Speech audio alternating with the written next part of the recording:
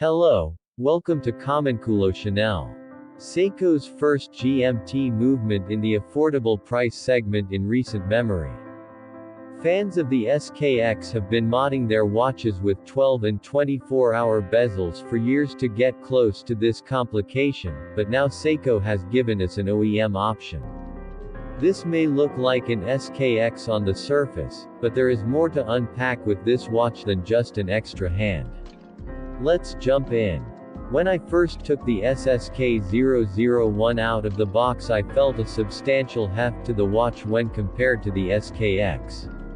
I don't have a 5KX to compare the three watches, but when weighed against my SKX 173, the SSK001 came in 10 grams heavier, both watches on a stock SEIKO Jubilee. It isn't much, but I noticed the difference right away.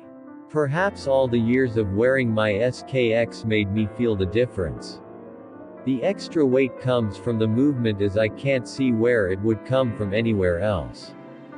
If you've worn a 5KX or an SKX, there are no surprises here. This wears exactly like its grandfather, and the only difference is the extra hand and bezel insert.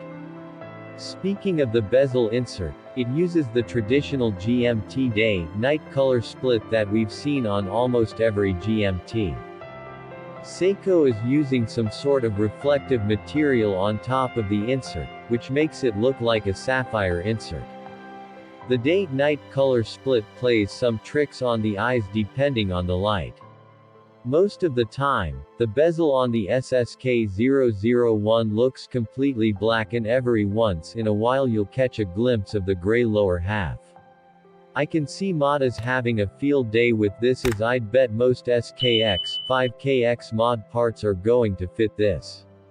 I'd love to swap in a dive bezel and make this a GMT diver. The SSK001 has a 24-hour track on the chapter ring.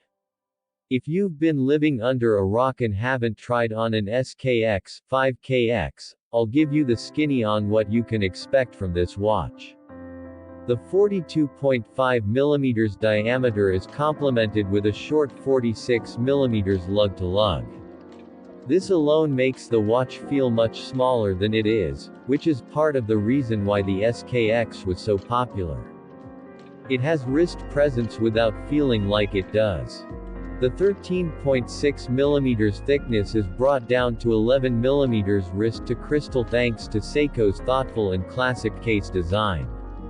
The stout lugs turn down just enough to keep the watch from feeling flat on the wrist.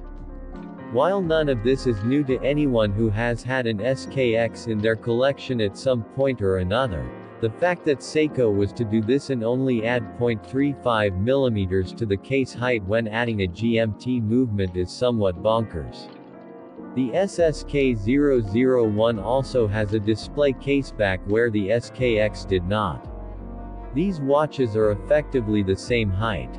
Many brands take a dive watch and turn it into a GMT, often with the sacrifice of adding some thickness to the case.